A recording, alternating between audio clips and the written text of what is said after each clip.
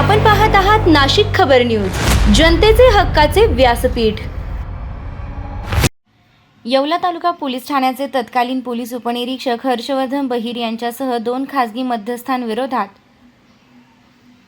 लाचलुचपत प्रतिबंधक विभागानं गुन्हा केल्यानं पोलीस दलात खळबळ उडाली आहे। तक्रारदाराच्या भावाला दाखल गुन्ह्यात आरोपी न करण्यासाठी आणि अटक टाळण्यासाठी लाचेची मागणी केल्याचा आरोप या प्रकरणात करण्यात आला आहे। तक्रारदाराच्या म्हणण्यानुसार सुरुवातीला 4 लाख रुपयांची मागणी करण्यात आली होती, मात्र अखेर 2.5 लाख रुपयांमध्ये तडजोड झाली। त्यापैकी 9 एप्रिल 2026 रोजी खासगी मध्यस्थ सुनील शिवाजी बोराडे यांनी फोन पेद्वारे 50,000 रुपये स्वीकारले, तर दुसरे मध्यस्थ जगदीश तुकाराम बोराडे यांनी ही रक्कम पोलीस उपनिरीक्षक हर्षवर्धन बहिर यांच्यामार्फत पोहोचवण्यासाठी तक्रारदाराला प्रोत्साहन दिल्याचा आरोप आहे। लाचलुचपत प्रतिबंधक विभागाच्या पडताळणीत लाचेची मागणी झाल्याचं तसेच ऑनलाईन पद्धतीने रक्कम स्वीकारल्याचं निष्पन्न झाल्यानंतर 27 जुलै 2026 रोजी येवला तालुका पोलीस ठाण्यात भ्रष्टाचार प्रतिबंधक कायद्यान्वये गुन्हा दाखल करण्यात आला।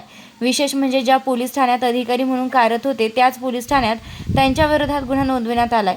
सध्या हर्षवर्धन बहिर हे श्रीरामपूर पोलीस ठाण्यात कार्यरत आहेत। ही कारवाई नाशिक लाचलुचपत प्रतिबंधक विभागाचे पोलीस अधीक्षक भारत तांगडे, अप्पर पोलीस अधीक्षक प्रदीप मैराळे आणि कविता फडतरे यांच्या मार्गदर्शनाखाली पोलीस निरीक्षक योगेश शिंदे, तपास अधिकारी राहुल कुमार नाईक आणि त्यांच्या पथकानं केली आहे। आवश्यक असल्यास ही बातमी टीव्ही न्यूज अँकर शैलीत अधिक प्रभावी करूनही देऊ शकतो।